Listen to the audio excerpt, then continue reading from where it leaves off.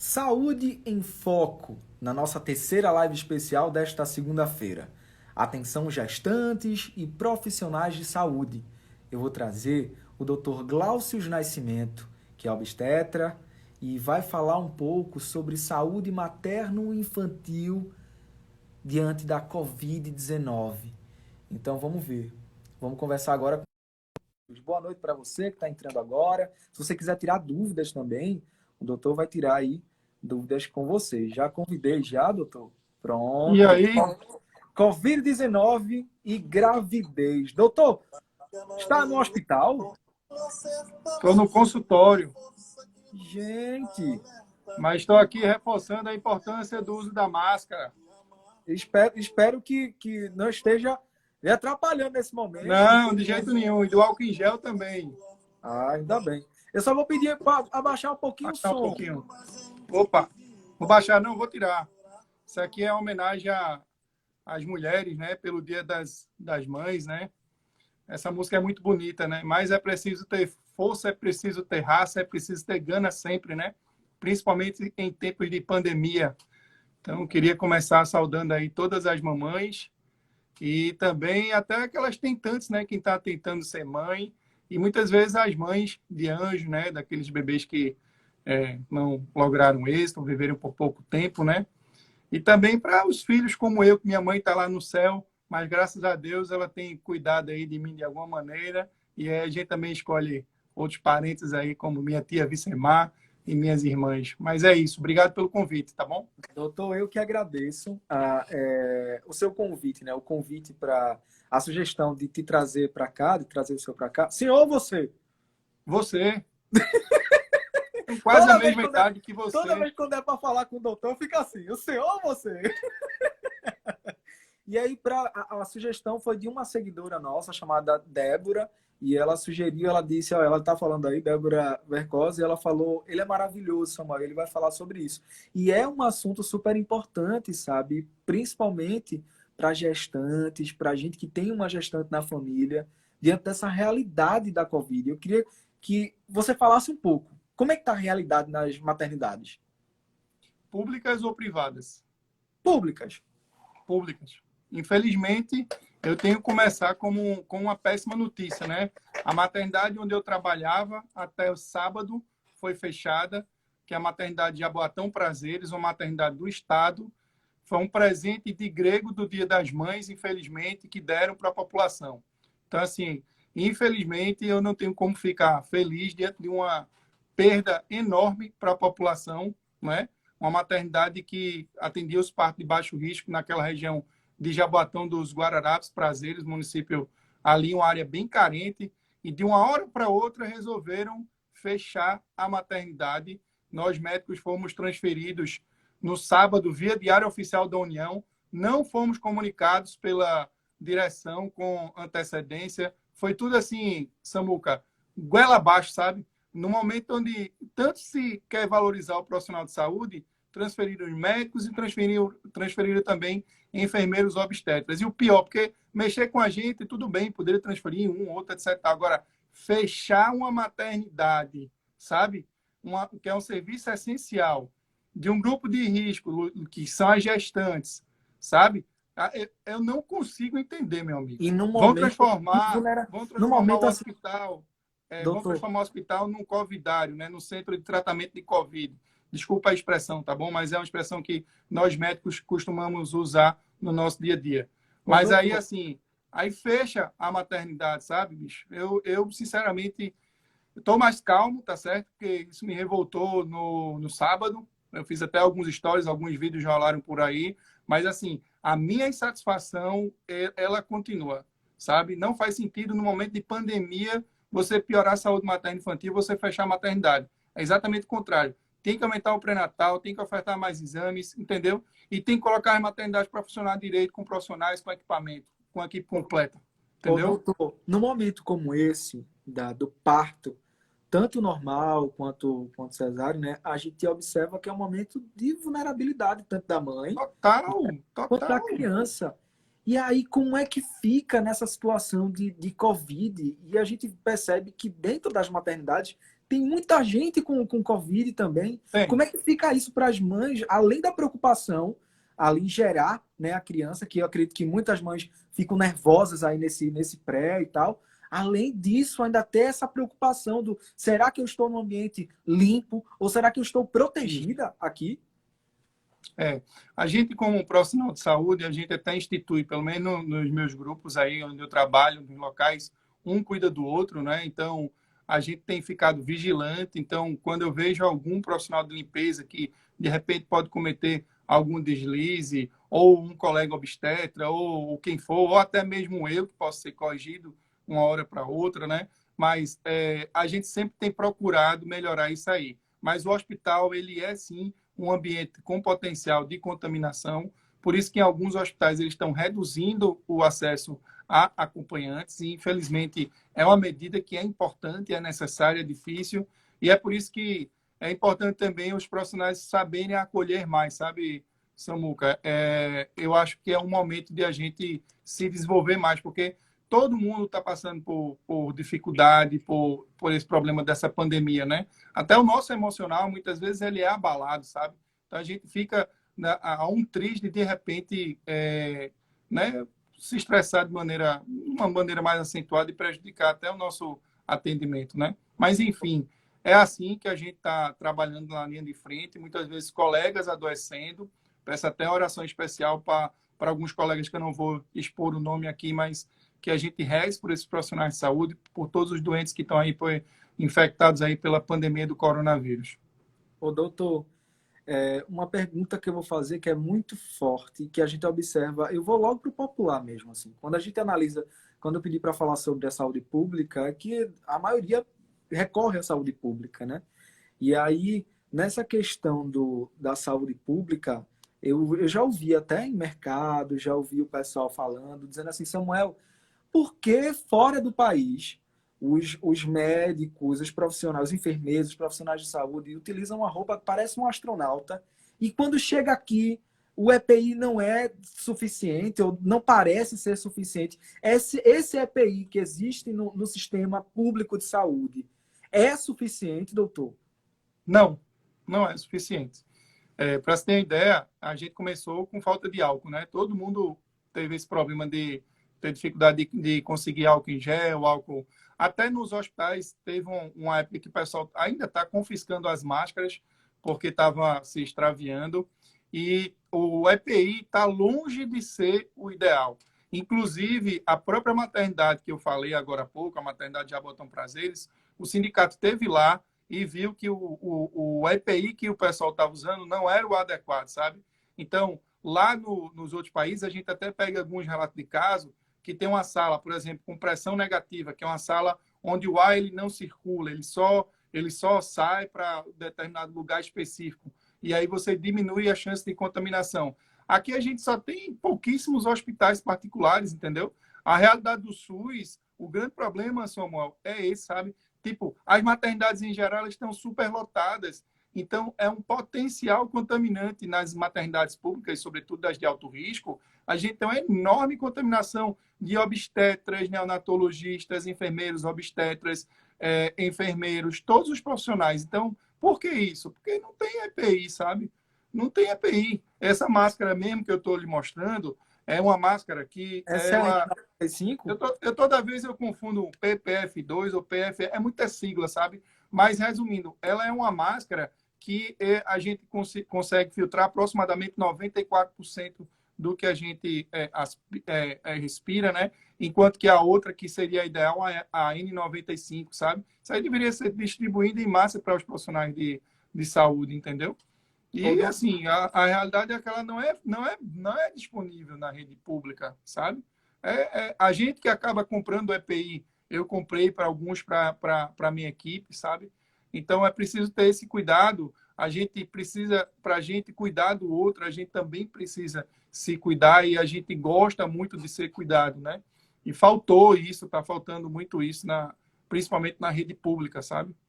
Ô, doutor, é, nesse momento vocês assumem um papel que vai além do médico, né? Que vai além do profissional de saúde e termina virando psicólogo. e dá uma sensação de exaustidão, assim, de limite. Dá. Dá. Só para você ter ideia, eu trabalho muito com essa parte do emocional, né? Eu tenho formação também, eu faço pós-graduação em terapia cognitivo comportamental. Eu gosto muito de perceber esse aspecto, porque eu percebi que meus resultados melhoraram quando eu também trabalhava esse emocional das pacientes. E eu pego muitas pacientes de alto risco que já chegam fragilizadas.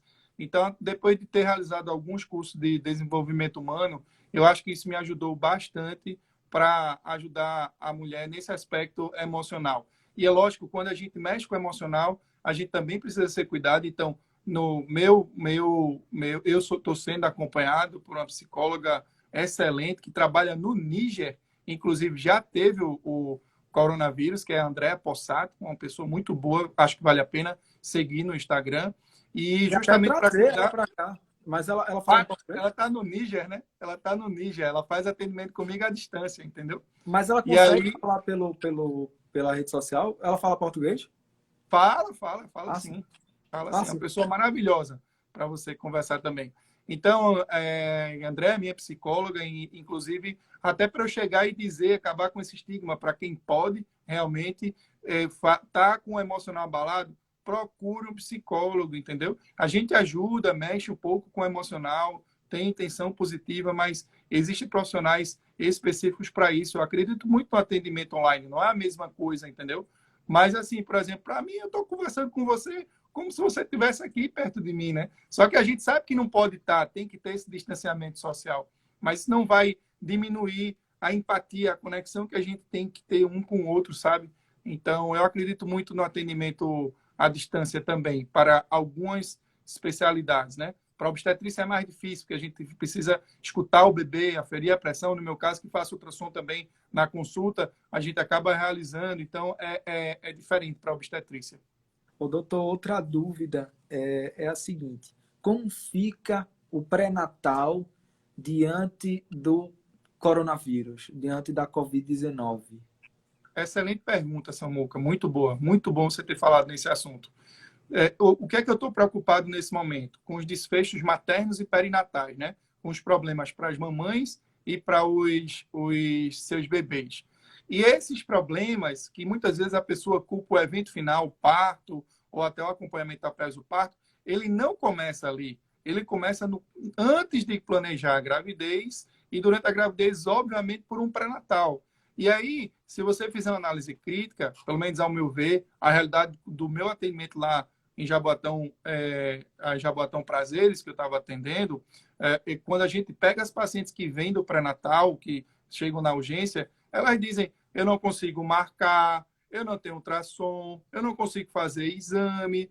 Assim, é uma série de erros que quando você vai ver, vai terminar na maternidade, que é uma área de maior risco de contaminação, sabe? Então, a gente vai ter uma importância fundamental do pré-natal na prevenção dessas doenças, sabe?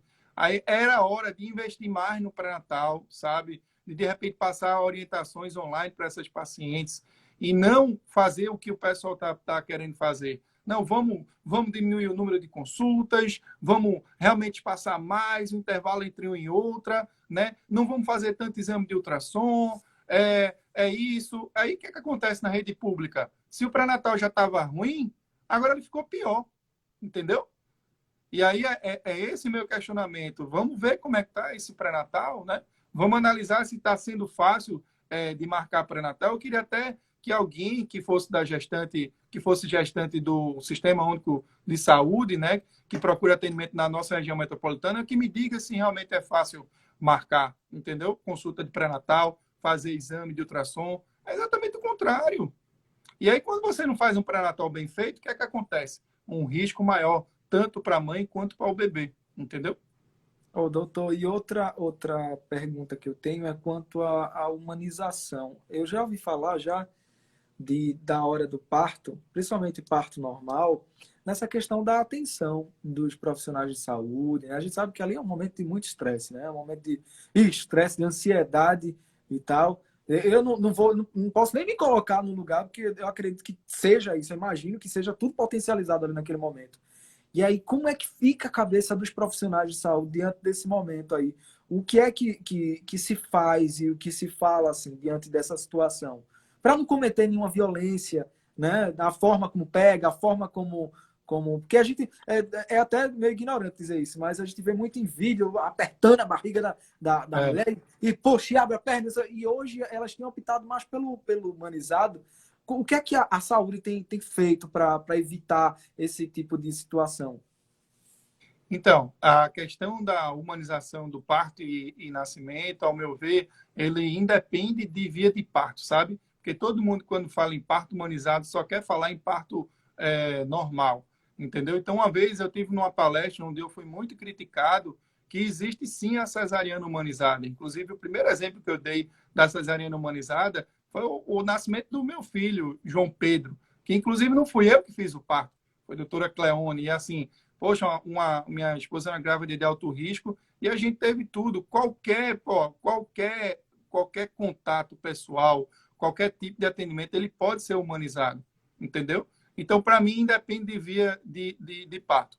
Em relação à violência obstétrica, eu até dei aula como professor convidado de uma faculdade aqui no Recife, e a gente falou muito sobre esse tema, sabe? Esse termo violência obstétrica, ele, como primeiro que já começa incriminando quem? O obstetra, né? O profissional que está na linha de frente. Quando, na verdade, a violência ela é muito maior. A violência começa no pré-natal, mais uma vez, porque não consegue ter vaga. A violência começa pelas péssimas condições de vida que ela tem. A violência também é institucional, porque a gente tem um aglomerado de pacientes em enfermarias com a cama um do lado da outra, a superlotação das maternidades de urgência, a falta de acesso, para também você ter a violência institucional, que também do próprio local e entre os profissionais. Como também existe muita violência contra os profissionais de saúde, né? Graças a Deus, deu uma amenizada, né? O pessoal está, entre aspas, valorizando mais, teve panela, teve aplauso, teve um monte de coisa. Mas o que a gente mais quer é condição de trabalho, é respeito, é não fazer feito o que aconteceu. Como é que é? Cadê o respeito pelo profissional de saúde? Aí você pega, tem um fechamento de uma maternidade, transferência dos profissionais, como se fosse o quê? Lixo, expulso, sai, vai para outro lugar. Isso não existe, entendeu? Eu acho que é um momento de todo mundo se unir, principalmente a população e os profissionais de saúde que estão na linha de frente, sabe? Eu penso desse jeito. Mas a violência obstétrica, ela começa, inclusive, hoje, a principal violência obstétrica que eu vejo não é a mulher que quer parir normal e vai parir normal no SUS, não. A principal violência obstétrica hoje que eu vejo é a mulher que quer uma cesariana no SUS e não consegue, entendeu? Essa é a grande realidade. E aí a pergunta da Beta, ela falou assim, Samuel, pergunta a opinião dele sobre gestante versus profissionais de saúde e sobre visitas na maternidade. Essa foi a pergunta dela. E aí sobre... É essa mesmo a pergunta dela. Ah, Vai ter perdão. E outra situação, coisa, vai ter... gente, vocês estão fazendo as perguntas e aí estava passando rápido. Façam novamente. Se eu não conseguir responder, vocês vão dizer, Samuel, responda, pelo amor de Deus. Em relação à diminuição do número de acompanhantes, isso é uma recomendação dos principais guidelines, então não sou eu, Glaucio, que estou dizendo.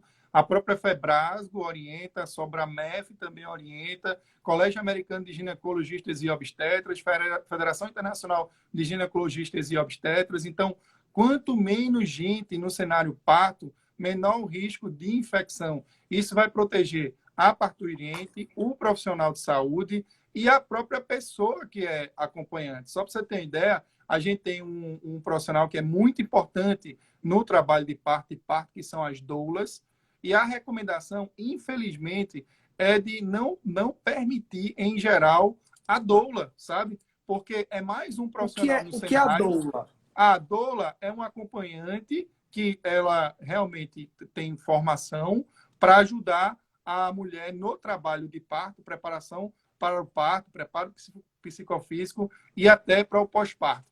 Então, essa é a doula. Então, as doulas, elas também estão sendo recomendadas que elas não participem mais do cenário parto. Foi uma decisão muito difícil de ser tomada, mas isso também segue os protocolos rigorosos. E, lógico, né? Toda regra tem exceção, né? mas, em geral, a determinação é de diminuir até doula e também os acompanhantes. Tem maternidade que não entra acompanhante, a orientação geral é entrar um acompanhante e esse acompanhante ele fica durante toda a estadia, porque na medida em que ele sai do hospital, ele leva as bactérias do hospital para a rua e traz novas bactérias que veio da rua para o hospital. Isso também é ruim, entendeu? Então, tem uma explicação científica para isso também. A outra pergunta é: gestantes que trabalham na saúde devem ser afastadas? E aí eu vou emendar com outra pergunta. Pergunta ao doutor se uma gestante pode ficar totalmente desacompanhada por causa dessa pandemia. Vamos lá. Me lembra as perguntas aí, né? A primeira pergunta Eu estou foi... fixando aqui para... colocou aí? Ah, Não, pode agora fazer. Essa gestantes acompanhadas e a outra sobre as profissionais que estão gestantes. Se elas... Pronto. Profissionais de saúde que estão gestantes não devem trabalhar na assistência direta com o paciente. Eu vou repetir. Profissional de saúde gestante não pode trabalhar na assistência direta ao paciente. Isso é um dogma, guarde essa frase, durma pensando nisso. Não façam isso. A gente, como profissional de saúde, quer viver um momento, tipo assim, é um momento até meio que de heroísmo, sabe?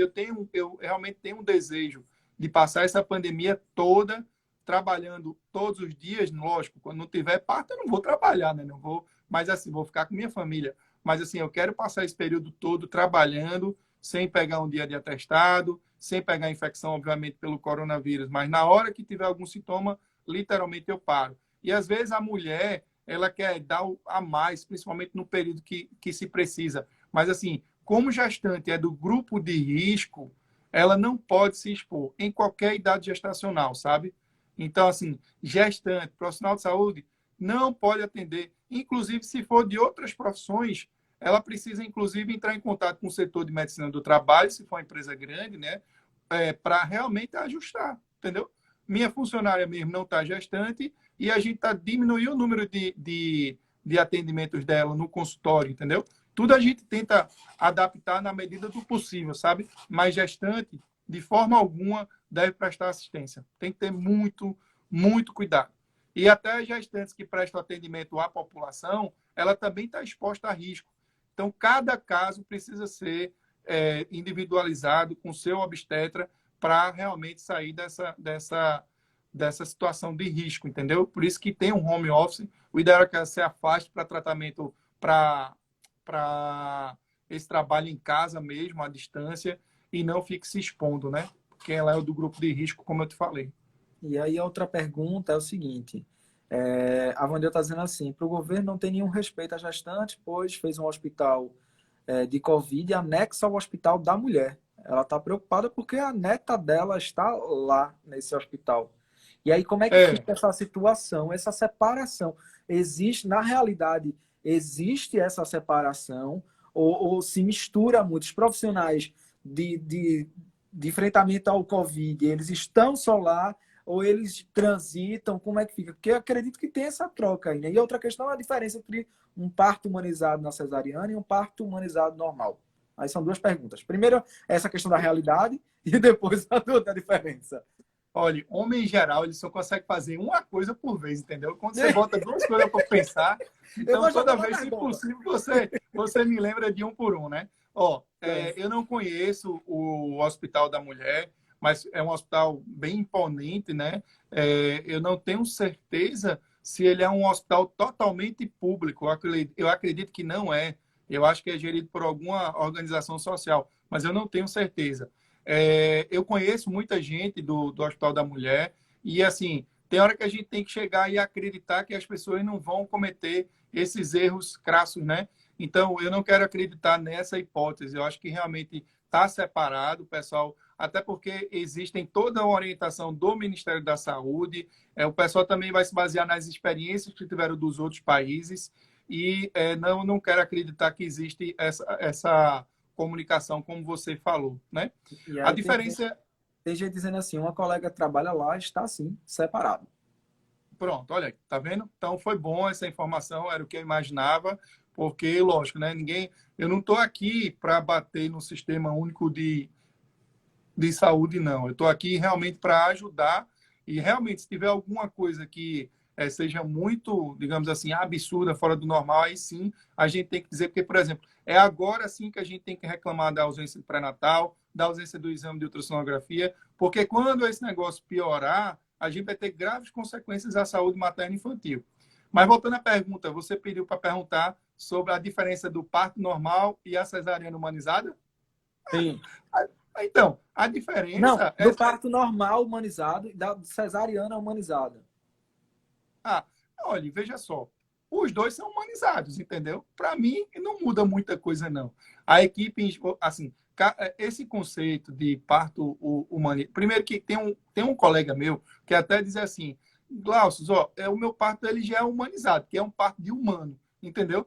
Então, assim, se você trata bem a paciente, se você faz o seu melhor, se a paciente acredita no seu trabalho, confia, todo parto ele vai ser humanizado. O que vai ser diferente é a via, se vai ser via vaginal ou se vai ser por uma cesariana. Mas eu posso dar um exemplo, por exemplo, das medidas que a gente faz em relação à humanização do parto. Então, muitas vezes, a gente coloca música no parto, entendeu? A gente explica todo o procedimento da mulher, a gente permite o acompanhante que ainda assim está conseguindo nas maternidades, pelo menos privadas, está conseguindo. A pública vai depender da norma do hospital, entendeu? A gente procura ter uma empatia com a paciente e realmente estar lá focada no atendimento dela. A gente procura acalmar quando ela estiver ansiosa no trabalho de parto, principalmente. Na cesariana, quando o bebê nasce, a gente mostra para a mãe. A gente procede com o ampliamento tardio, pelo menos em torno de 1 minuto, do cordão umbilical, sabe? São pequenas atitudes que fazem a diferença, sabe? Mas não dá para você chegar e dizer, é só isso, é só aquilo, o parto não. Você faz parto humanizado ou só faz cesariana? Peraí, cara, entendeu? Eu já vi muito parto, como você falou, esses partos onde o pessoal faz muito manobra de Cristelé, que é o que a gente chama, quando você trata mal a mulher, sabe?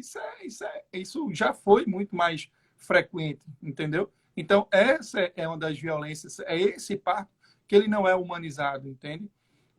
Mas, assim, o que vai diferenciar são as atitudes. Então, é o profissional, entendeu? Por exemplo, você mesmo, o seu jornalismo, né, o seu jeito de falar, de se comunicar, é uma maneira muito humana. Tem gente que não é assim. Tem gente que você olha e fala, rapaz, esse repórter aí é meio polêmico, é meio grosseiro, né? Então, entendeu? Ô, doutor, gratidão. Outra pergunta que eu tenho para fazer é o seguinte: sobre essa questão da diferença, lógico, vou fazer essa pergunta, uma pergunta tão óbvia, né? Mas o que é que vê de mais diferente entre a realidade do particular e a realidade do público? E se aquilo Pronto. que a gente assiste em novela e assiste em série, tem uma série chamada Sob Pressão. Tem a Grey's Anatomy também, mas eu gosto da Tem. brasileira, né? Eu gosto da brasileira. Que o médico pega lá uma bucha, um negócio, uma mangueira e amarra não sei aonde. Isso existe na realidade? Ou vocês pensam nisso na realidade? Faltou um bilírio, eu vou pegar um pedaço de fio e falar... Isso existe. Então, não é exatamente assim, né? Mas é uma realidade mesmo, sabe? A série que você falou sobre pressão é bem parecida com o dia a dia. Basta você, por exemplo, dar um plantão numa maternidade pública, principalmente de alto risco, para você ver, né? Hoje eu estava conversando com um grande amigo meu que chegou e disse, Glaucio, eu trabalhava numa maternidade tal, eu só vi um caso de morte materna. Em um mês que eu fui para uma maternidade, um mês não, acho que foram 2, 3 meses. Em um período que eu fui para uma maternidade tal, que era de alto risco, eu tinha visto 5. Aí, assim, imagina a pressão que é você conviver com essa situação, sabe? No meu caso, eu tenho, pode ser qualidade, pode ser defeito, né? Eu gosto sempre de procurar melhorar, sabe? Nesse período de pandemia, eu acredito que realmente a gente melhorou a assistência do nosso pré-natal, sabe? Mas eu sempre brigava para melhorar no serviço privado. Então, sempre reclamava propor melhorias, adaptava algumas coisas, tentava ajustar algumas coisas com a equipe, e aí a gente brigava para melhorar ainda mais no serviço privado. Quando eu voltei para o serviço público, que eu olhei assim, o primeiro atendimento, logo que eu cheguei na maternidade para atendimento público, eu chamei a mulher e não tinha papel lençol. A mulher deitava direto no colchão. Aí eu disse, meu Deus do céu, não é possível. Aí as meninas arrumaram, era tipo um saco de lixo descartável, né? Para ela deitar por cima. Aí depois, quando ela ia se despir para a gente poder examinar, fazer o exame ginecológico, aí não tinha o paninho para ela cobrir. Ela despia na frente do profissional. Eu disse, pô, velho, peraí, bicho, isso não é normal. A mulher não vai se despir na frente de qualquer pessoa, seja homem ou mulher, seja médico homem ou até obstetra mulher, né? Mas assim, pô, às vezes pequenas medidas, pô, pega aqui, bota um biombo aqui, venha pro lado de cá, senhora, troque aqui, deite aqui, quando você tiver ok, tem um lençolzinho, tem um paninho para você colocar para se cobrir, sabe? Aí quando você vê assim, são essas coisas que vai o pior é que, como isso é o dia a dia, muitas vezes o profissional ele se acostuma. Então, o profissional ele acaba sendo desumanizado em algumas situações por falta de opção, sabe? E tem algumas situações que, das duas, uma, ou o profissional se acostuma, entre aspas, com o sistema, entendeu? Ou ele vai procurar melhorar. Na minha carreira de coração, veja a verdade no que eu estou dizendo, eu sempre procurei melhorar. Eu não fico satisfeito com essas coisas. E eu tolero muita coisa. Pode ter certeza que eu tolero. Mas tem coisa assim que é básico, que não dá para discutir isso. Uma mulher pode deitar no colchão que é deitado por todo mundo? Não dá. A mulher para despir na sua frente? Não é. Entendeu? Isso é básico, né?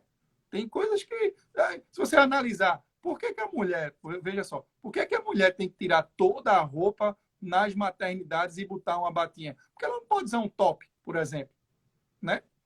Tudo bem, lá tirar a parte íntima, tranquilo, que a gente precisa examinar, né? Mas por que não pode fazer isso, né? Veja, por que as maternidades, veja o que é que o Covid-19 pode trazer como benefício, que a gente só vê a parte ruim, né? Por que a maternidade pública em geral, ela é assim, você tem um grande quarto com 6 a 8 camas? Não pode, Samuel. É aglomeração, entendeu? Veja o que é que vai acontecer depois do Covid. Está na hora de a gente repensar no modelo de assistência obstétrica. O que é que tem? Pô, ao invés de ser 6, 8, por que não bota 3? Por que não bota 2? Por que não é feito nos outros países do primeiro mundo, onde a mulher fica numa sala só de pré-parto, parto e pós-parto? Aí você vai, mas isso é muito caro, né? Isso aí, né? Você sabe que a realidade não é essa. Né? Tá bom. Quer dizer que para cirurgia cardíaca você tem. Para cirurgia neurológica você tem. Para cirurgia geral, você tem videolaparoscopia. Para oftalmologia, você gasta com um bocado de coisa. E muitas vezes não se investe no período mais importante da vida de uma pessoa, que é a gestação, que é a maternidade, que é o nascimento, sabe? Então, esse é o momento que a gente... isso. Então, quer dizer que em boa parte da realidade pública, as gestantes elas têm filhos ao lado de outras gestantes que estão gritando também do mesmo jeito? Muitas vezes é assim. Muitas vezes é assim. Tem e não muita chega maternidade fulana, que, tá às vezes, você tem uma cortininha. Não, Samuel, veja, veja só, vamos pensar na realidade, né? Você tem uma enfermaria. Não, você tem enfermaria com 6 a 8 leitos. Eu fico pensando, doutor, eu fico pensando assim, você é uma gestante, aí você tá ali vivendo o seu momento, que eu grito, a dor é o seu momento também. Aí tem outra gestante gritando mais do que você. Eu acho que você para assim, fulana, deixa eu viver esse meu momento, por favor. É isso que acontece, todo mundo gritando ao mesmo tempo. Vixe, Maria do céu. Veja, às vezes acontece. Mais uma vez, ó, vamos ver se tem alguém que teve bebê aí na maternidade pública. Responda aí, valide isso que eu estou dizendo. Samuel, muitas vezes é. Imagina a dor que é para... Veja, Lógico, eu estou gestante, e aí eu estou naquele momento do preparando meu psicológico, dilatação e vai e vem. E aí a outra já começa a gritar, já do meu... Misericórdia, Jesus amado. Isso é já muito comum. Desmaiado, já. Infelizmente, olha aqui, ó. Tem aqui, ó, quando fiquei com minha irmã no IMIP, eram todas juntas, inclusive quem estava com o bebê morto e tinha que ter o parto normal. Tá vendo? Aqui a gente valida na hora, meu amigo. Não tem que ficar escondendo, não. O mundo real é assim, sabe? Aí, ao invés da gente pensar, eita, peraí, veja. Aí você, Glaucio é muito utópico, Glaucio é muito sonhador. Pô, eita, pandemia, não pode ter aglomeração. Vamos melhorar a estrutura da maternidade, vamos abrir mais leitos, vamos chamar mais profissionais de saúde, vamos garantir o pré-natal. Ó, foi o que fizeram. Entendeu?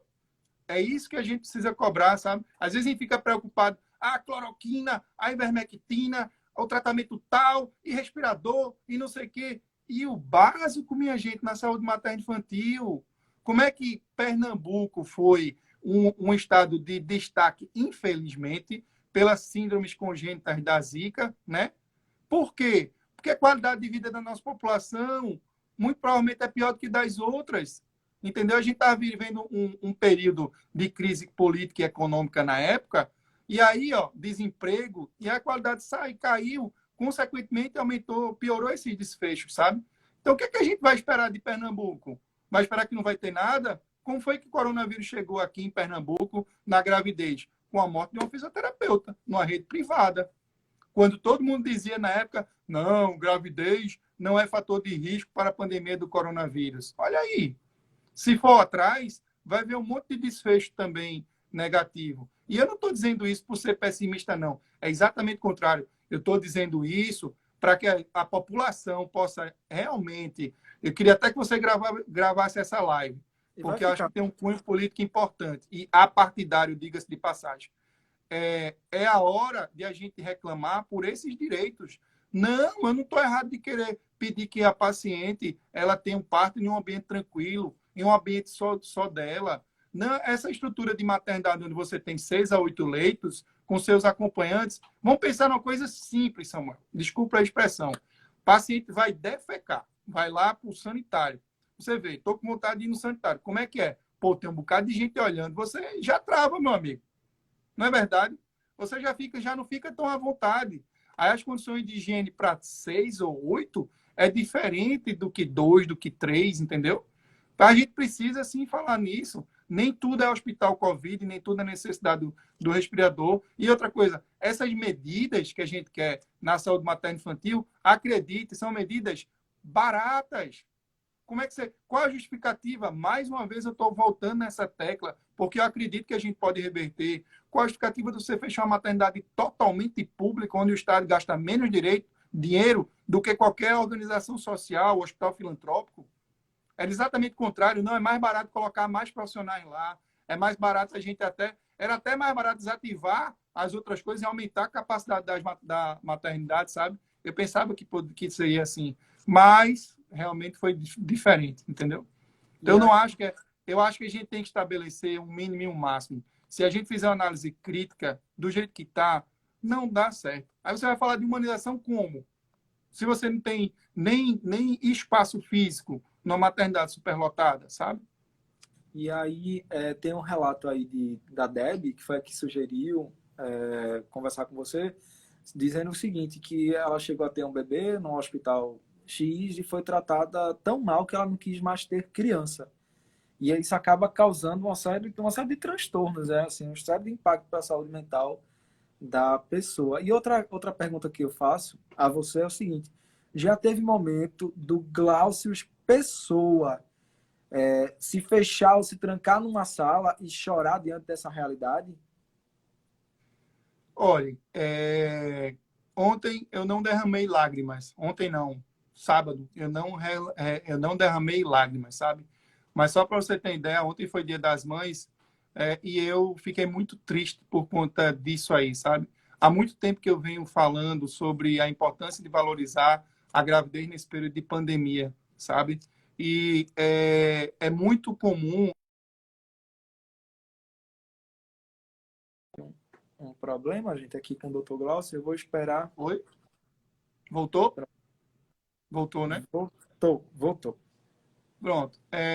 Sim, eu já chorei várias vezes, acontece.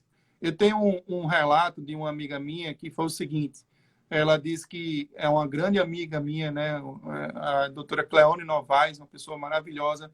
Ela disse para mim o seguinte, Glaucio, eu não te conhecia, mas quando eu vi, ela falou desse jeito, quando eu vi tudo de coca, explicando um acompanhante que parece que tinha perdido o bebê, eu me apaixonei por você, que sofre também, sabe? A gente tem coração, a gente tem sentimento, e eu não acho que você deva ser um profissional técnico, essencialmente técnico. Você tem que ter a emoção. Agora, você tem que trabalhar a emoção ao seu favor Tem hora que realmente não tem. Eu vou fazer o quê? Dentro de uma situação caótica dessa, eu vou achar bom? Eu vou ficar triste, entendeu? Agora, mesmo diante desse cenário triste, desafiador, é possível a gente fazer mais? É possível, entendeu? É possível. Mas, assim, eu tô adorando esse espaço realmente para mostrar a realidade e as coisas que a gente precisa fazer para melhorar, sabe? E uma outra pergunta, já para chegar já no finalzinho, é o seguinte: a Covid-19, ela, vocês perceberam uma certa atenção que antes não tinha para a saúde? A Covid descortinou a realidade da saúde pública aqui no Brasil? Sim, porque a saúde pública já era ruim, né? E aí você vai ter, se o sistema aí já é colapsado, se a gente já não tinha vaga de UTI, se a gente já não tinha respirador, se a gente já não tinha equipe completa, se a gente já tinha pacientes com baixas condições socioeconômicas, o desfecho a gente não podia pensar que fosse diferente, sabe? Então é muito mais do que construir hospitais de campanha, é muito mais do que comprar respirador. Isso é importante, sabe? Mas tem hora que a gente realmente precisa também pensar no básico, nas pessoas, nas famílias, nas mães, sabe? O que é que foi feito? O que é que você viu de positivo para a saúde materna e infantil nesse período de pandemia do Covid-19? Você, como jornalista, toda hora recebendo notícia.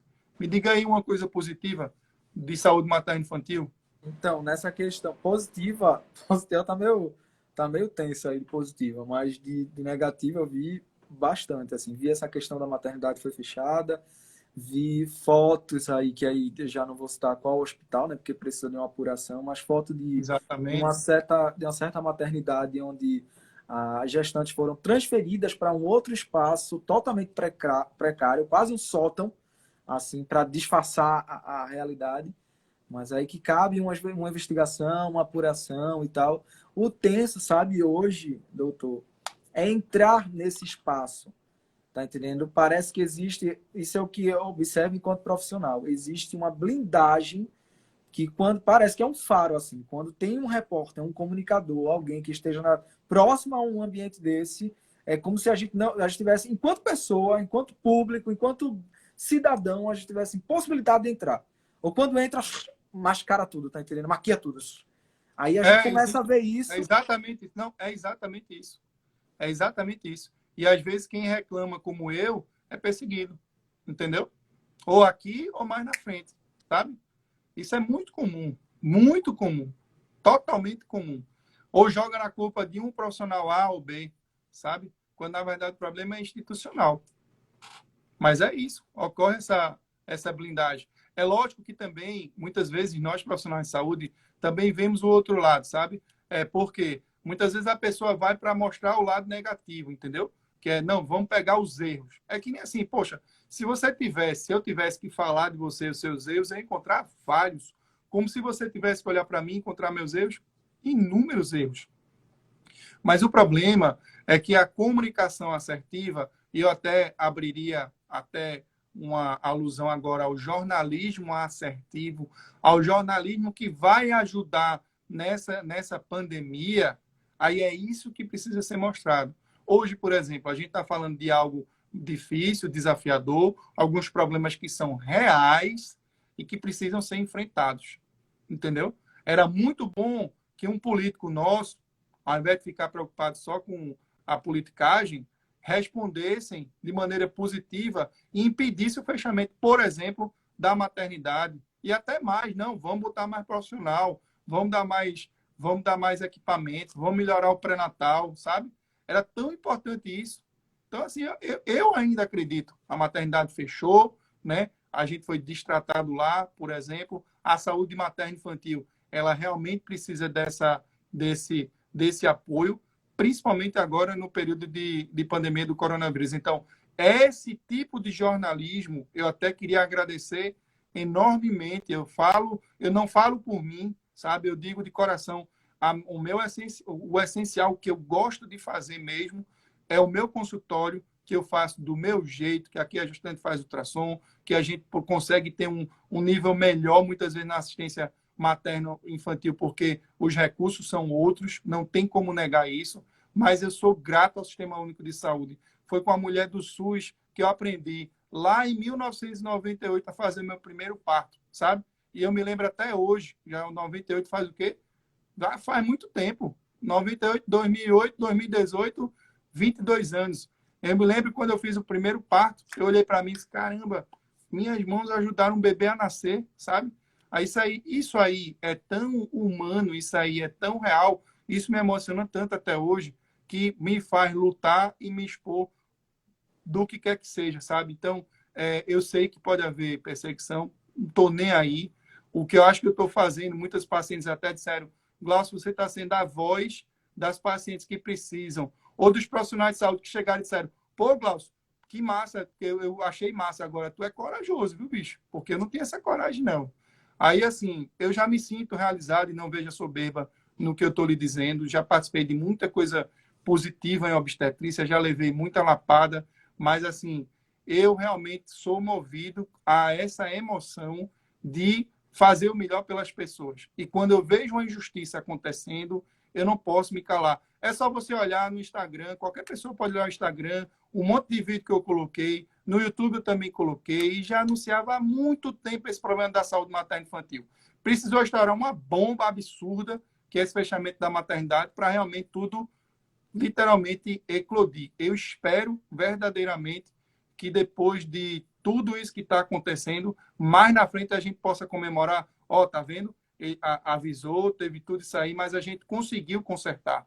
Então, eu realmente clamo por uma melhoria na assistência materno-infantil no nosso estado. E aí, só para encerrar, eu queria o seguinte: eu já vi expressões de profissionais de saúde e até já tive a oportunidade, porque eu não tenho sangue para aguentar sangue. Se não, seguia. A profissão de vocês eu acho maravilhosa, mas se houver sangue, eu digo, mais, não dá não. Mas aí, eu já vi colegas, porque geralmente nos encontros de faculdade e tal, a gente era muito próximo assim, dos profissionais de saúde. E tem uma fama mesmo de jornalismo, que jornalistas se relacionam com profissionais de saúde. Eu não sei que elo é esse que aí que tem de jornalismo profissional de saúde.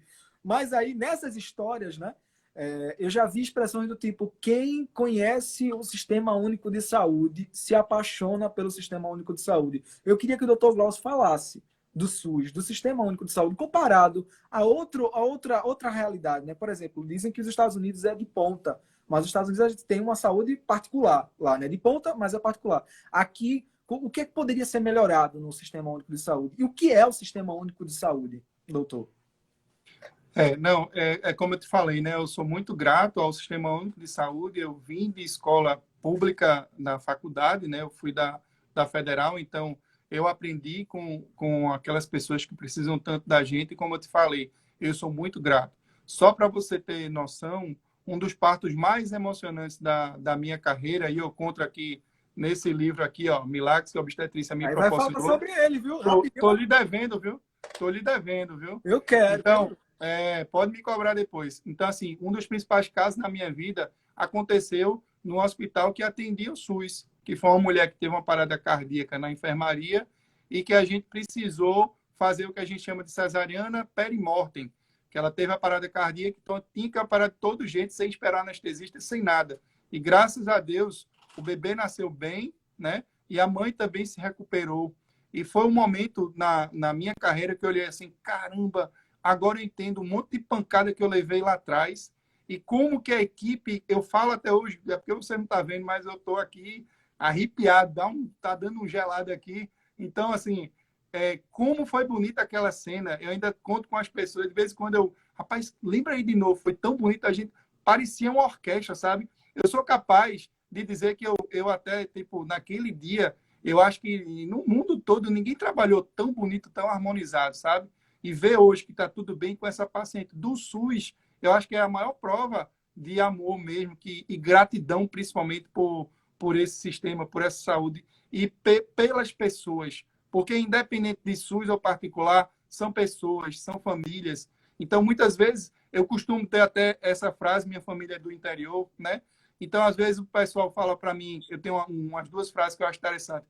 Bom no bom, todo mundo é bom. Quero ver você ser bom no ruim, né? Ou então outra, que é burro bom, carga nele. Então, assim, quando eu tenho essas situações do SUS que são desafiadoras, eu penso logo nisso. Ah, bom no bom, todo mundo é bom. Então, você tem que ser bom aí mesmo, entendeu? E, às vezes, você fazer diferente, fazer melhor, é que vai também, literalmente, sendo a diferença na vida dessas pessoas, sabe? Então, eu penso desse jeito. Outra questão, eu queria que você falasse um pouquinho do livro, pegasse o livro, mostrasse um pouquinho do livro. Esse livro, inclusive, ele foi lançado há 2 anos, Milagres que a Obstetrícia me proporcionou. Eles são 3 histórias marcantes na minha carreira. Tem 206 páginas. Ele surgiu a partir do livro do Mostra a caso capa! eu pensei que eu tinha mostrado, desculpa. Legal. Então, ele surgiu a partir do caso de Michele Maísa, que teve repercussão no Brasil e muitas vezes fora do Brasil. E eu resolvi contar uma história. E aí, minha irmã chegou e perguntou: gente, você é um obstetra de um caso só? Eu disse: não, eu tenho muitos casos. O caso da Deb também é um caso bem marcante, uma gestação gemelar. Então, eu acabei construindo, e aqui tem eu como autor, mas, na verdade, o autor são todas as pessoas que trabalharam comigo, são todas as pacientes, entendeu? E cada um tem uma história para contar, né? É que nem agora, eu quero escrever o volume 2, principalmente nesses casos de pandemia do coronavírus, né? Por que não acreditar e por que não a gestante pensar nesse momento? Não, peraí, eu quero realmente ser uma gestante que vou combater e que vou passar por cima dessa pandemia. Então, novas histórias bonitas vão aparecer. E quando a gente chegar lá na frente, sei lá, daqui a 1 ano, 2 anos, 3 anos, 4 anos, a gente vai, 5, 20, 30, vai olhar para trás. Caramba, teve a pandemia do coronavírus, eu vivi aquilo ali, eu passei por cima daquilo ali. Que aprendizado que você vai ter, né? Entendeu? E outra pergunta, você é daqui, do Recife? Eu sou daqui, eu sou nascido em Recife. Tem até uma história bem legal aí que eu não sei se vai dar tempo, que fala dessa questão da humanização, né? Uma vez no congresso, eu vi um velhinho passando no congresso e de alguma maneira eu olhei assim, cara, eu conheço esse cara. Aí eu fui atrás e pá, alguma coisa está me atraindo a ele. E quando eu fui saber, era o Tomé Dias Sobrinho. Tomé Dias Sobrinho fez o meu parto, ele foi o meu obstetra. Então, você veja, de alguma maneira, a gente tem uma ligação. E eu acredito que eu tenho uma ligação com os bebês que acompanham e com as pacientes também. Então, isso me marcou bastante, sabe? Também essa conexão que existe entre aspas, o bebê, naquela época tinha 30 e poucos anos, se brincar, e o próprio obstetra, né? Eu acredito muito nisso. E não sei se respondi tua pergunta aí, né? Qual foi mesmo? Não, você é daqui do Recife? É daqui isso é porque eu falei, eu fiquei emocionado. Então, eu sou de Recife, minha família toda é do Cariri, do Crato, minha mãe é de Porteiras e meu pai é do Crato, né? Mas eu sou recifense, quase que eu ia dizer que eu era torcedor do esporte, mas aí eu não disse, né? Entendeu? Aí vai aparecer um bocado de gente, pô, o único defeito dele é ser rubro-negro, né? Então, assim, eu sou daqui, pernambucano, com muito orgulho. Passei muito tempo da minha vida morando em Olinda, mas hoje eu sou cidadão recifense aí. Hoje, aliás, eu sempre fui, né? Que eu nasci no Recife, né? E eu já moro no Recife há muito tempo, com muito orgulho. Que Viu? bacana. E aí, só para encerrar, doutor, eu queria que você mandasse uma mensagem para as gestantes e para as pessoas que pensam em ter um filho. O que é ter um filho? Você que escuta várias histórias, várias realidades, o que é ter um filho e a importância de ter um filho, e você que está lá naquele momento, a mágica, né? O que é esse momento da vida? Quando a gente fala de um livro, Milagres que a Obstetrícia me proporcionou, não é que todos os casos são milagres, mas é porque a própria vida é um milagre. E a gestante que leva essa vida para o mundo, né? Eu acho que ela está muito próximo de Deus, porque é Deus que, né, faz tudo isso. Então, existe toda uma conexão até espiritual. Quando a gente fala de saúde, a gente já sabe, né? Tem a saúde física, mental e espiritual. Então, quando a gente realmente se prepara deseja uma gravidez e se prepara sob a ótica espiritual, sobre a ótica emocional e sobre a ótica física, os resultados eles são completamente diferentes. Por incrível que pareça, você falar no básico, nos hábitos de vida da mulher, dela melhorar a alimentação, a atividade física, o gerenciamento do estresse e do sono, é algo que faz a diferença no final, sabe? Então, eu diria para toda gestante, primeiro que quem não está gestante, o ideal é que não engravide nesse período. Mas quem está gestante, eu sei que é difícil para a gente que é profissional de saúde, mas assim, vocês não ganham nada entrando em pânico. É exatamente o contrário. Vocês são atores dessa luta, vocês estão lutando essa luta conosco, profissionais de saúde. Então, na luta, a gente tem que ser inteligente, usar as armas que a gente tem. Não adianta se preocupar com a coisa lá na frente. Isso chama-se ansiedade. Também não adianta lembrar do peso do passado e carregar esse peso a vida toda. É viver o presente, é viver o agora. E o agora, o que é que a gente tem? Distanciamento social, uso de máscara, lavagem exaustiva de mãos, muito cuidado com higiene, etc. Essa é a briga, entendeu? E aí você vai lutando dia após dia e pensa numa coisa que vai chegar, que é o seu resultado lá na gravidez, né? Quando você olhar que você tiver o seu bebê, que você olhar para trás, você vai ficar muito feliz, não só pelo momento parto em si, mas pelo caminho que você trilhou. Então, a partir de agora é o que eu sempre costumo dizer para os pacientes. E agora? Qual o primeiro passo que você vai dar? Tipo assim, essa live foi legal? Foi, beleza. Então, o que é que você vai realmente fazer para ser coerente com essa live? Porque se você sair daqui, foi legalzinho, doutor, né? É bem engraçado, o Samuel também é gente boa, mas aí desligou a live, acabou, não fez nada. Então, assim, é justamente a gente colocar em prática tudo isso aí, sabe? Quer seja como cidadão, quando a gente diz que está errado, e está errado mesmo, algumas coisas, como eu falei aqui da questão da maternidade, mas também o que é que você pode fazer para a sua própria gestação. Então, eu acredito muito nisso e eu acredito que a gente vai ter lindas histórias para contar mais na frente aí desse período de coronavírus e quem sabe a gente não vai estar escrevendo um novo capítulo. Eu já tenho algumas outras histórias, todo mundo tem as suas histórias. Mas aí, qual é a história mais importante? A história mais importante é a sua, que está grávida no momento, é a sua que está acompanhando sua esposa, se você for pai, é a sua como mãe, como irmão, como amigo, de realmente ajudar todo mundo a enfrentar essa pandemia do coronavírus, principalmente esse grupo de risco, que são as nossas gestantes, que vão construir o futuro do nosso estado, do nosso país, através desses bebês, né? Então é isso que a gente espera. Uma gravidez com algumas limitações, mas com muito amor, com muita dedicação, porque no final das contas eu estou percebendo, pelo menos nas minhas pacientes do consultório, que está sendo tipo assim, mais emocionante, sabe? Os partos. Tem menos festa, né? Não tem tanto doce, festa, uísque, bebida, como a gente vê na rede particular, mas está tendo emoção, está tendo coração, está tendo o pai fazendo questão de acompanhar e trocar a fralda, está tendo individualidade nesse momento.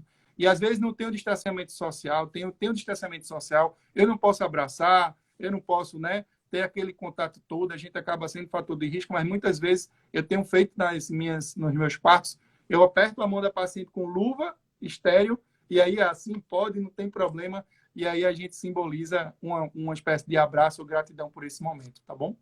Doutor Glaucio, eu quero agradecer muito por você ter aceitado o convite.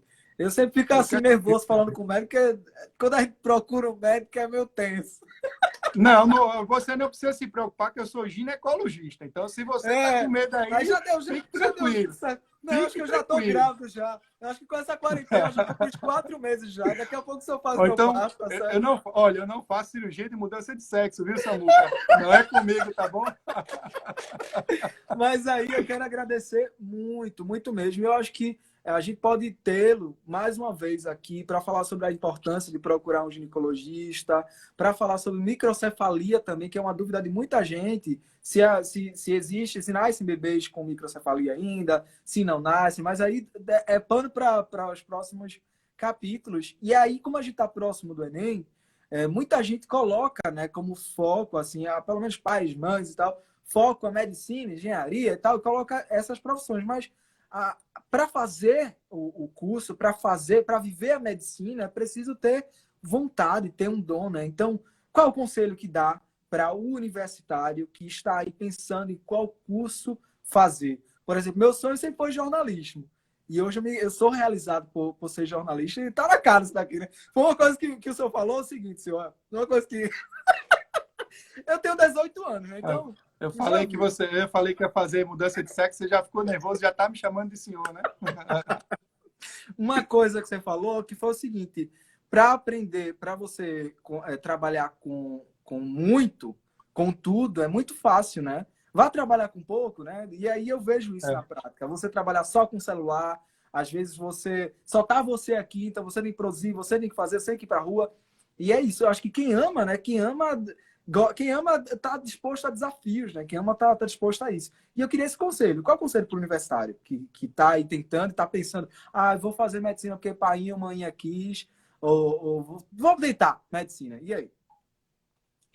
Eu acho que a pessoa tem que escolher literalmente aquilo que vai completá-lo, aquilo que ele se vê fazendo depois de velhinho, inclusive. Eu me vejo velhinho ainda operando, fazendo os partos, fazendo a ultrassonografia. Eu me vejo assim ainda, sabe? Então, você tem que pensar em algo que lhe dê prazer, em algo que você goste. Porque é como muitas vezes eu digo, né? Quando eu ficava preocupado, quando atendia o Sistema Único de Saúde e voltava literalmente revoltado com as condições que eu tinha, eu pensava assim e dizia, poxa, mas esses pacientes também precisam de mim. Eles até precisam mais do que o paciente particular, né? Do convênio, porque eles estão muito mais excluídos, sabe? Então, se eu posso ajudá-los e ainda assim, no final, sendo funcionário público, ainda vou ganhar por isso, isso não é só uma profissão, isso é uma missão, entendeu? Então, o ideal é que a sua profissão seja algo que você se orgulhe, né? Que você olha e dizer que eu sou jornalista, eu sou médico obstetra. Um dia desse eu olhava assim e via a obstetrícia muito discriminada, como é até hoje, e hoje eu vejo a obstetrícia como serviço essencial. O cirurgião plástico parou, o mastologista, muitas vezes, quando não é câncer, lógico, parou, né? O ortopedista só urgência e o obstetra está aí, ó, reinando aí nas maternidades, né? Com todo respeito aí, estou brincando, logicamente, mas é importante a gente ver que a obstetrícia é um serviço essencial. Então, vamos realmente tornar ele essencial mesmo, na prática, né? Mas é isso, é você trabalhar com amor. Muitas vezes, quando eu acordo de madrugada, que eu tenho que ir para algum parto, que eu não fico sem minha família, minha esposa, Amanda, graças a Deus, sempre me apoiou. 100% das vezes, vá. E quando eu volto para trás, eu olho para trás e digo, pô, tinha que ter ido mesmo, porque eu ia me arrepender muito mais se não tivesse ali naquele momento, sabe? Então, é algo que me dá prazer. Eu vi o nascimento dos meus sobrinhos. Eu tive a oportunidade também de fazer o parto do meu último filho, o Miguel. E, cara, não tem sensação melhor do que você estar presente no momento mais importante da vida, no caso da sua vida, que foi o seu nascimento. Então, mas eu não fiz o seu parto, tá bom? Você nasceu onde mesmo? Deixa eu até com a tua idade mesmo. Eu tenho 18. Barro Lima, não, trabalhando em Bandeira Filha. Barro Lima ainda não, viu? Eu acho que foi o doutor Rui de Deus que fez o seu parto, viu? Eu acho também. E outra questão também, perdão, aí já 3 minutos. Tente resumir em 3 minutos. Rapaz, o Instagram tá deixando a gente passar 1 hora. De Pernambuco temporal, viu? Olha, 3 minutos. E a enfermagem? Como é essa atenção e o carinho pela enfermagem? Eu vi que tem enfermeiros aqui também. A gente que acha que aconchego do peito estava aqui, que a enfermeira materna infantil, principalmente neonatal. Olha, eu sou muito grato à enfermagem, né? O trabalho da gente depende desses profissionais, entendeu? Não só enfermeiro, enfermeiro obstetra, mas o técnico de enfermagem. Meu amigo, se você raciocinar, ó, mais uma vez eu fiquei emocionado. Se você raciocinar que esse povo está indo trabalhar no regime de 12 por 36 horas, muitas vezes, para ganhar um pouco mais do que o salário mínimo e comprometer a vida do familiar, a própria vida, nesse período de pandemia, meu amigo, esse povo ele precisa ser muito, muito valorizado, sabe?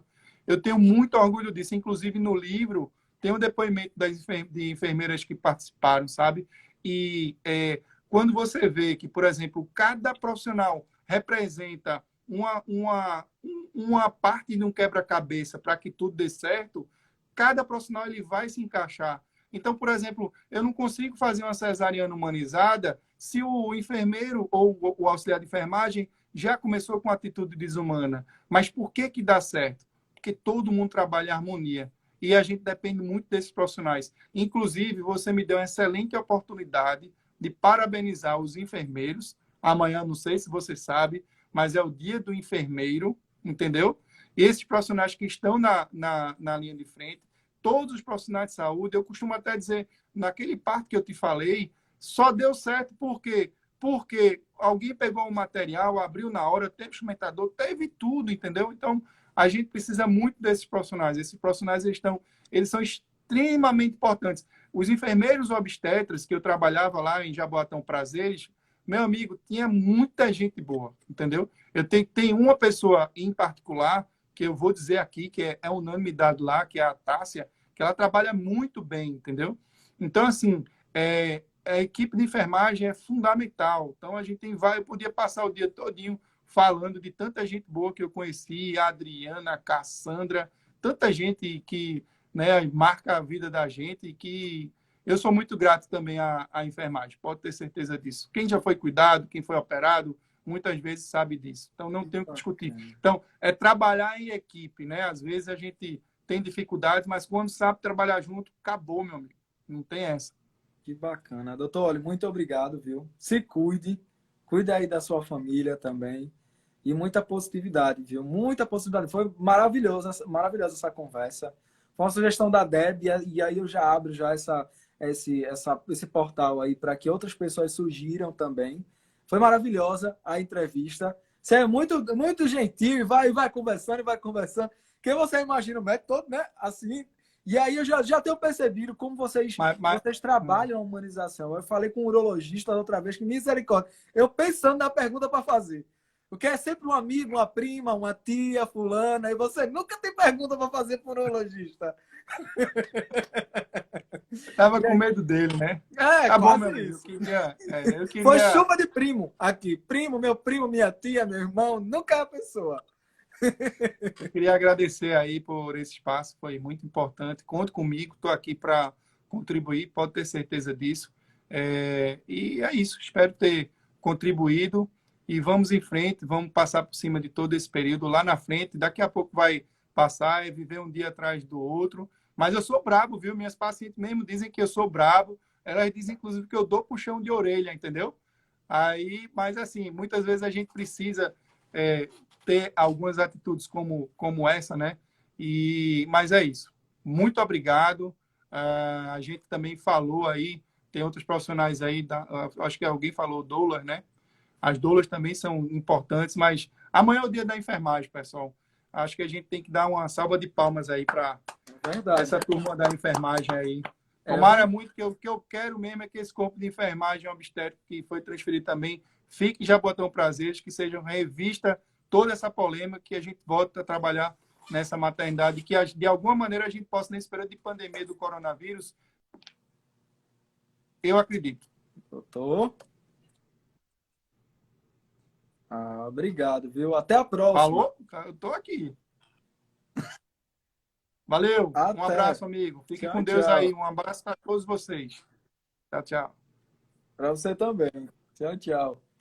Gente, eu conversei com o Dr. Glaucio de Nascimento. Foi uma conversa maravilhosa. E como ele falou, né? Amanhã é o dia da enfermagem. Vou tentar trazer uma enfermeira para cá, para a gente conversar, ou um enfermeiro também para conversar. Eu quero agradecer muito a vocês. Obrigado, Deb. Obrigado, Tabata. Obrigado. E falando sobre enfermagem, gente, eu quero aqui aproveitar a oportunidade. Eu vou fazer essa homenagem amanhã também. Eu quero aproveitar a oportunidade para homenagear Joana Araújo da Rocha Barros, a Joaninha. Quem foi da Federal, quem fez enfermagem na Federal, sabe quem é a Joaninha, né? E aí eu vou falar um pouquinho do texto que eu postei aí sobre a Joaninha, tá certo? Faz enfermagem, então já deve ter ouvido falar da professora Joaninha. Um anjo com a vida dedicada à missão de cuidar, Aos 86 anos, Joana Araújo da Rocha Barros, do Departamento de Enfermagem da UFPE, trabalhou 42 anos, de 1961 a 2003, e mesmo aposentada, continua contribuindo para a saúde com sua vasta experiência. A nossa querida, ano passado, ganhou o título de professora emérita da Universidade Federal de Pernambuco. E aí eu tenho uma foto, gente, que eu guardo com muito carinho, de Joaninha. E aí, o pessoal da enfermagem, sintam-se abraçados. Que é aqui, ó, gente. Eu sou fã dessa mulher, fã dessa senhora. E ela é muito querida, sabe? E ela traz essa humanização. Quando a gente ama, vai além de carga horária, vai além, se eu digo que em qualquer área, né? Jornalismo, pedagogia, né? Qualquer área. Quando a gente ama o que a gente faz por amor, né? A gente faz porque gosta.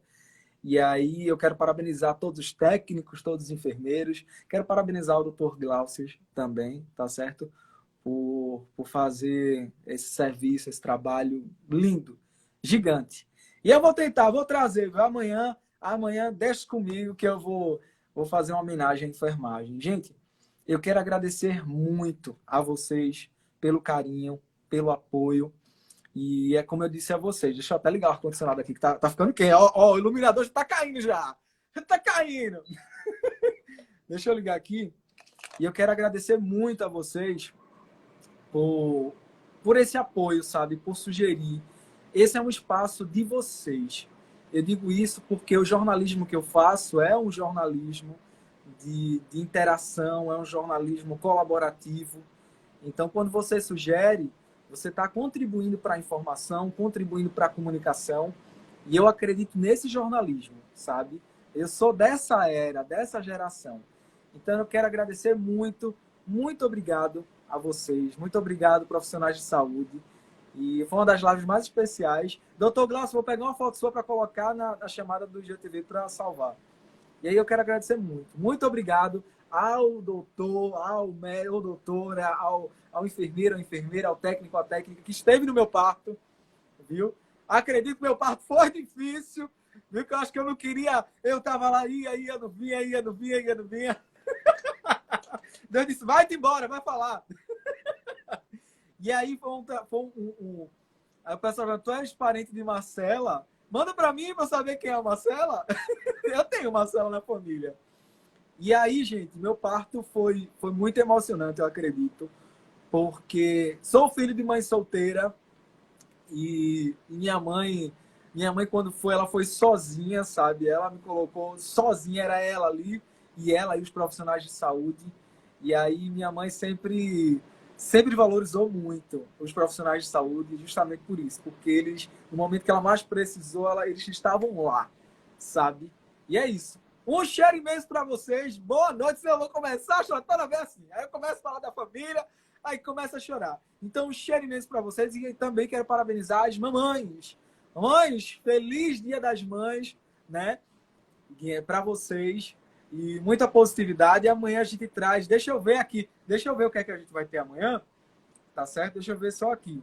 Amanhã, às 19 horas, a gente tem a cantora Natália Calazans, ex-saia rodada e atual Forró do Moído. E às 21 horas, teremos o Teatro Magilute.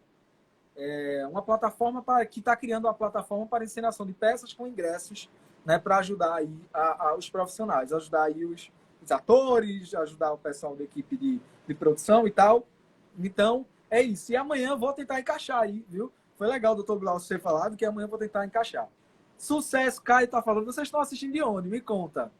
Hélio, geralmente no final fica só os que já acompanham, né? Hélio, Vanilda, Deb, Caio, eu quero agradecer muito a vocês que estão aqui todos os dias. Esse é um espaço de vocês. E aí, no momento que eu tenho, eu vou lá. Quem quiser me acompanhar no Instagram, meu arroba é @Samuel Calado. O show tá em Natal, Rio Grande do Norte. Ave Maria, eu ia para Natal antes da quarentena, o show. Mas não deu. Cheguei aí a Maceió, mas não foi a Natal. E é massa, viu? Muito massa, muito massa. Eu digo que essa Newton Navarro, essa ponte, parece ponte de outro mundo, assim, né?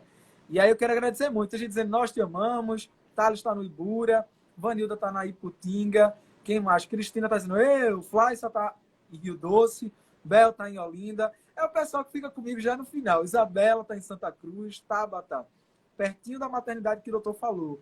Matheus está dizendo, oi Matheus, Matos está em Fortaleza, Matos não perde nenhuma. Matos, bota uma foto nesse perfil, pelo menos para eu te ver aí. Jéssica está dizendo, eu amo. Jéssica é uma querida também. Quem quiser me acompanhar no Instagram, gente, é @Samuel Calado. Samuel normal e calado. Diego está em Catende, Anique está em Boa Viagem. Quem mais? Aconchego do Peito, no Espinheiro. Alexandre, né? Está em São Lourenço. Jéssica é de Sotávio, olha que legal. Tassiana na Madalena. Gente, é isso. Boa noite para vocês. São 10, né? 10, quase 10h20 aí. E a gente se encontra, tá certo? Se encontra amanhã. Forte abraço e até. Tem gente em Macaparana. Gente dizendo assim, Samuel, parabéns. Nelson Albino. Nelsinho tá dizendo parabéns, Samuel, pelo trabalho. Ô, gente, eu agradeço muito, muito mesmo. Parabéns também ao pessoal do Santa Cruz, que está aí assistindo também. Danilo tá em Passarinho. Jéssica, gente, falando em futebol, esse ano foi um ano desafiador para mim, sabe? Porque eu sempre fui de cultura, de vida urbana, e nunca fiz cobertura nenhuma de futebol. Nunca. E aí, até na escola mesmo, na escola eu não tinha tanta familiaridade com o futebol, né? E eu sempre achei maravilhoso, assim, as pessoas matam e morrem lá pela bola e pelo time, e o fulano, esse clã.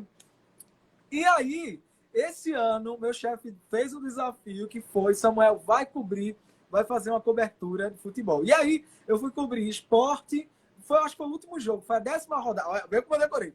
10ª rodada do Pernambucano, Esporte e Santa Cruz disputando na Ilha do Retiro. Olha, vê como eu decorei. E aí foi maravilhoso, gente, porque é incrível a paixão dos torcedores, incrível a paixão dos jogadores. A gente observa ali que é uma família, né? Existe uma família imensa ali, e que independente de torcer para A, B, C ou D, né? Existe um movimento que é o movimento do futebol, um movimento que tira tanta criança, tanto adolescente, né, da periferia e transforma em grandes estrelas, né? Teve um jogador mesmo, acho que é jogador do Santa, Pipico, né? E aí, gente, e aí a pessoa, eu tava tão perdido, mas tão perdido, você não tem noção. Cheguei na Ilha do Retiro, eu não sabia nem que buraco subia para ir fazer a matéria. E aí a amiga disse, aí hoje vai até minha vez, vai não, rapidinho, 3 minutos. E aí a amiga disse assim, olha, faz ali a imagem de Pipico. Eu disse, quem é Pipico, pelo amor de Deus? E aí é jogador do Santa Cruz, né, o Pipico. E super bombado aí nas redes sociais. E que massa, que legal. É um movimento aí que eu vou começar a pesquisar, tá certo? E o legal é que vocês vão ter um repórter neutro. Aí, ó, um repórter neutro, que não tem time, né, que tá lá para mostrar mesmo o que tá acontecendo, a emoção, a alegria do povo. Tá certo? Um cheiro enorme para vocês e até amanhã. O pessoal vai ter... Mas foi isso. Vocês dizem assim, olha a Lia de Tamaracá ali. Eu disse, olha a Lia de Tamaracá. Olha o Homem da Meia-Noite ali. Olha o Homem da Meia-Noite. Porque tá na minha realidade, né, gente? Olha a quadrilha Lumiar, a quadrilha Dona Matuta, a quadrilha Origem, a quadrilha A, B, C, D. Olha a quadrilha. Olha, fulano. Aí quando isso, olha o jogador Pipica. Quem é? Incrível, né, gente? Eu acho que é até bacana. Olha, tem gente que diz, eita, Pipica é massa. É até bacana porque a gente conhece. Né? A gente conhece. Não sei se vocês já passaram por isso já. Olha, eu achava que Cook ainda estava jogando, minha gente. Eu jurava que Cook estava jogando ainda. E aí, muito obrigado, gente. Muito obrigado mesmo. A gente aprende e a gente se prepara para isso. Olha o boi da Macuca, a gente se prepara para isso. E eu quero agradecer também, já aproveitando aqui o embalo, agradecer também as pessoas que estão me dando dicas de maquiagem também. As pessoas estão dando dicas de maquiagem aí, como preparar uma pele, como fazer. É isso, vai lá no meu Instagram e tenta ajudar isso também. Teve um dia, gente, que eu coloquei um pó aqui para falar, coloquei base, pó e tal, que meu rosto ficou parecendo um pancake, assim, ó, vum. Já no outro, teve uma vez que eu coloquei um iluminador que ficou um fio assim, ó. Vum. E aí, o pessoal tem me ajudado muito com isso, sabe, gente? A gente sabe que a equipe é reduzida, só tem um. aqui nas lives, e aí você tem que ser maquiador, você tem que filmar, você tem que fazer tudo. Quero agradecer muito, boa noite para vocês, e é isso, no final sempre tem um bônus, né? Tchau, tchau, um cheiro enorme para vocês. Aí tem Camila, tô bem, viu? A gente também ama aí onde quer que você esteja, tá certo? Um cheiro enorme, obrigado pelo carinho, pelo Brasil, tá certo? Tchau, tchau, e até a próxima com live do Diário de Pernambuco. Até enquanto durar a quarentena, a gente tá aqui, tá certo? Tchau, tchau. Até a próxima, esse vídeo vai ficar salvo e aí você assiste quantas vezes quiser. Até a próxima.